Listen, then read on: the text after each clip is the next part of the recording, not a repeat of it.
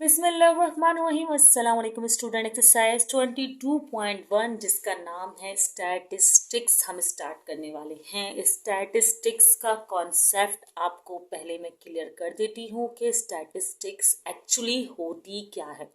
अच्छा देखिए, मैथमेटिक्स एक साइंस है और बहुत इम्पॉर्टेंट साइंस है। क्यों? देखें, जब फॉर एग्जाम्पल हम एक ऑर्गेनाइजेशन रन कर रहे हैं, सही है? और उस ऑर्गेनाइजेशन में बहुत से लोग हैं जो अलग अलग डिपार्टमेंट में काम कर रहे हैं, ठीक है? उनकी डिफरेंट कैटेगरीज में सैलरीज हैं, सही है?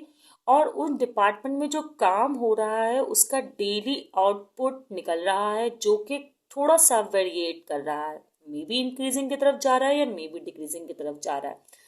तो हम स्टैटिस्टिक के ज़रिए उस डाटा को कलेक्ट करके एनालाइज कर सकते हैं कि भाई देखें हमें प्रॉफिट जो हो रहा है, जैसे ग्राफिकल चार्ट की रिप्रेजेंटेशन कर सकते हैं, या फिर जो उनकी सैलरीज हैं उनको डिवाइड कर सकते हैं कि भाई ये 25,000 वाली कैटेगरी है, ये 30,000 वाली कैटेगरी है, ग्रुप में एनालाइज कर सकते हैं। तो स्टैटिस्टिक्स जो है वो बहुत आसान कर देता है डाटा को मैनेज करने के लिए, ठीक है? इसी तरह अगर हम प्रॉफिट निकालें, आउटकम निकालें उस ऑर्गेनाइजेशन का कि भाई इस मंथली निकाल सकते हैं, वीकली निकाल सकते हैं, तो वो कैसे निकालेंगे? हम डिफरेंट डाटा को कलेक्ट करके उसे ग्राफिकल रिप्रेजेंट कर सकते हैं, उसकी फ्रिक्वेंसी एनालाइज कर सकते हैं कि भाई जैसे फॉर एग्जांपल मेरी कंपनी है जिसकी प्रोडक्शन जो है वो पर डे 10,000, मिसाल दे रही है तो बहुत कम है, तो ना वो 10,000 एक बार आई, उसके बाद 8,000 हो गई, उसके बाद 7,000 हो गई।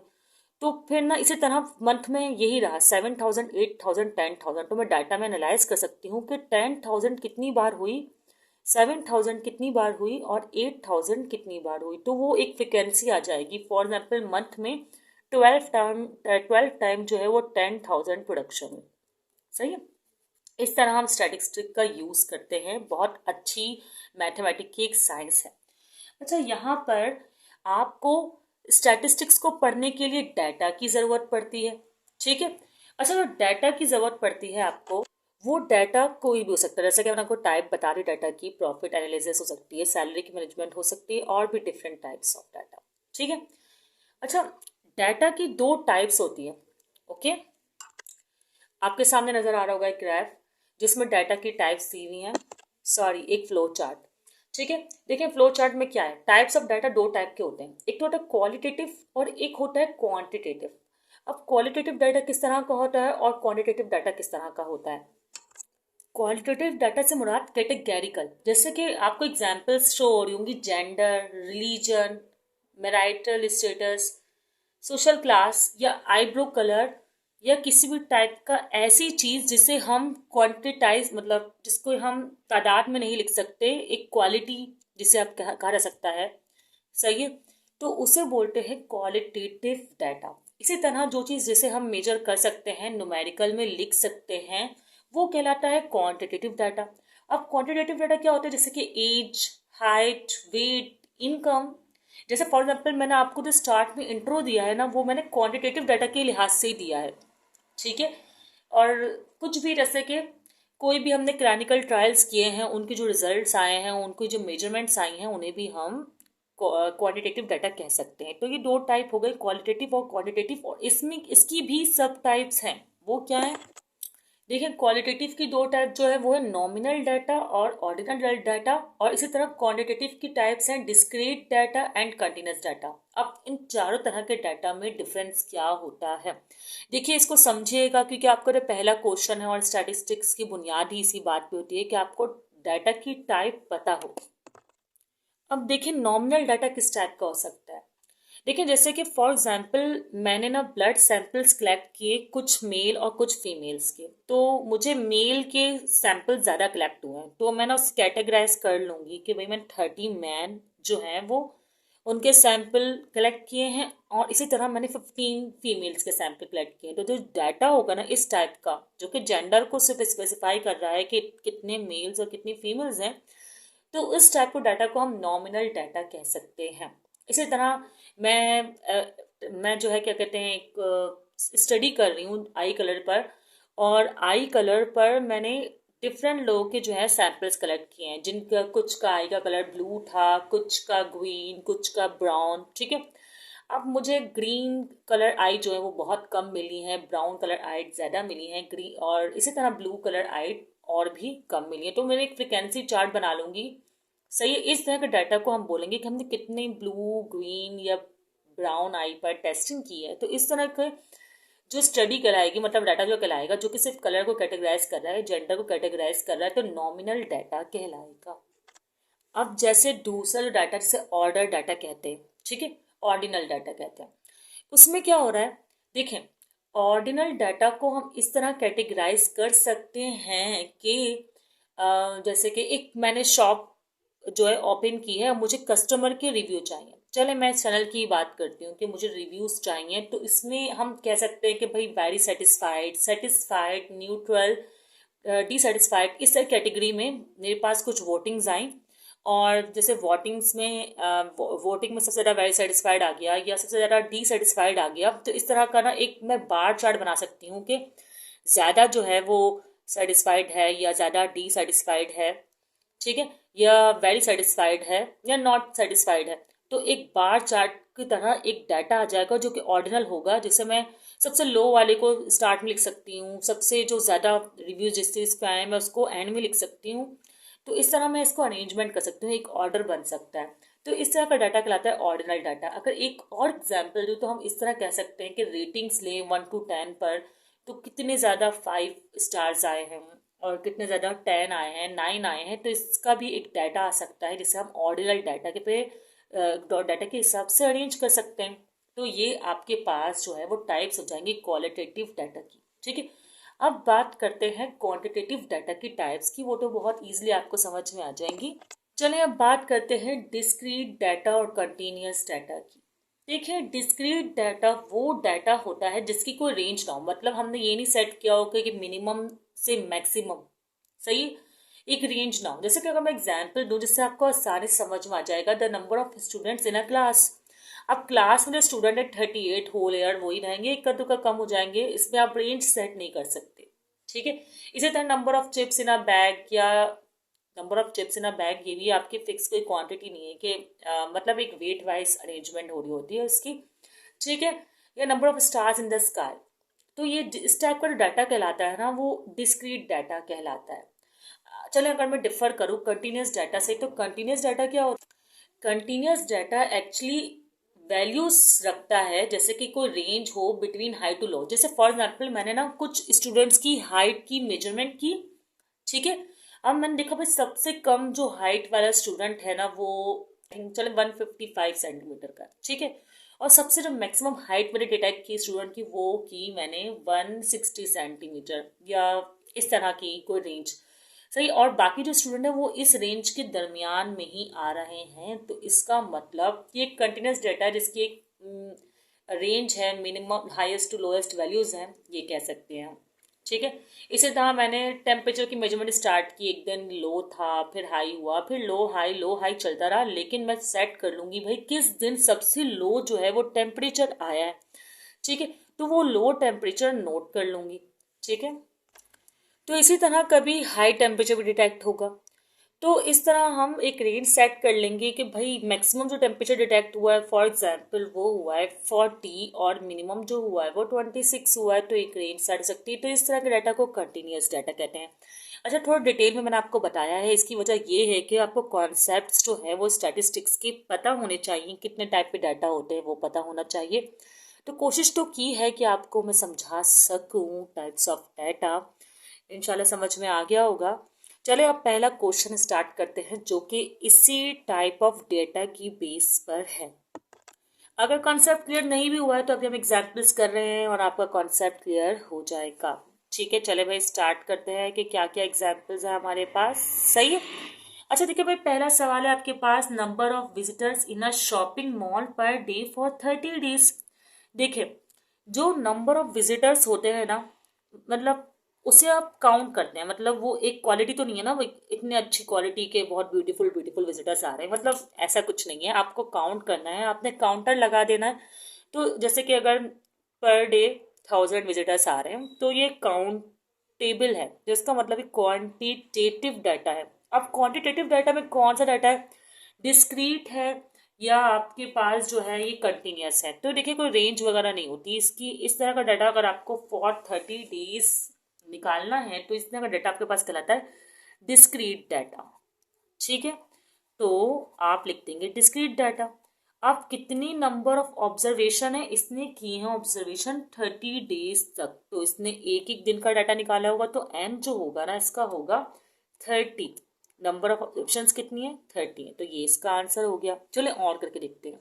अब नेक्स्ट क्वेश्चन नजर आ रहा होगा आपको, कह रहे हैं कि time in month for per day, time in month per day, sorry time in minute लिखा हुआ है, time in minute per day spend by a person in gym for a month.